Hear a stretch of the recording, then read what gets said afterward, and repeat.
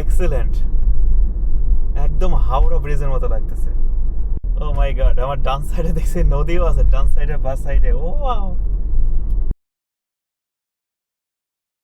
ওই যে দেখেন, যেমনটা বলছিলাম আমাদের যে এলাকায় বোয়ালি ব্রিজ ছিল, এই যে এই গাড়িগুলো আসতেছে এবার ডান সাইডে, অর্থাৎ আমরা সকলে দাঁড়িয়ে আছে ওনাকে সাইড যে, যখন ওনারা আসা শেষ হয়ে যাবে তখন আমাদের পালা, তখন আমরা যাব।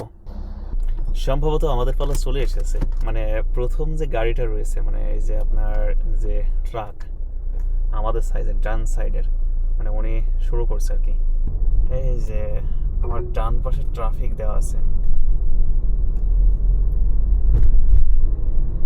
জাস্ট এবার দেখুন, ওয়াও গর্জিয়াস।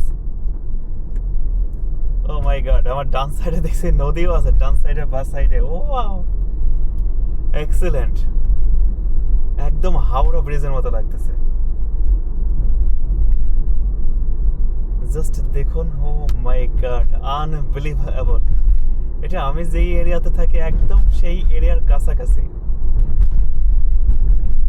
একটু ঝাঁকি হচ্ছে না? তাহলে আমি যদি এই সাইড দিয়ে যাই তাহলে দেখা গেছে একটু ঝাঁকিটা কম হবে।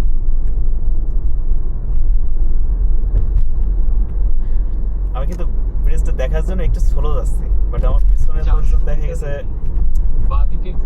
হয়তো রাগ করতে পারে। আমি আবার ব্যাক আসবো, জাস্ট কয়েক সেকেন্ডের ভিতরে আমি ব্যাক আসবো, জাস্ট এই সাইডটাতে ব্যাক চলে আসবো কয়েক সেকেন্ডের ভিতরেই।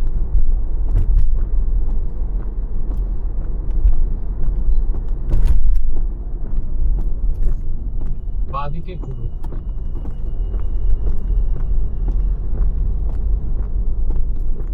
আমাকে আবার বাঁ দিকে ঘোরা লাগবে।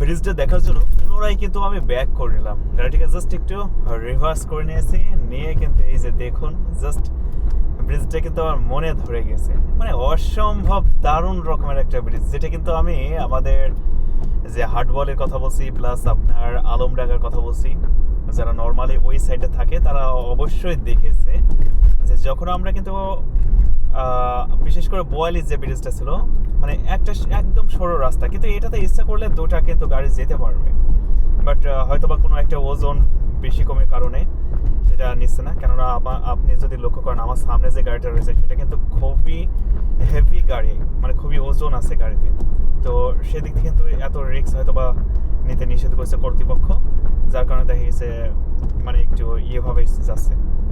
এই যে দেখুন যে আমরা লাস্ট ফিনিশিং করলাম, আর এখানে এই যে ওনারা দাঁড়িয়ে আছেন আমাদের অপেক্ষায়, কতগুলো গাড়ি হয়ে গেছে, অনেক।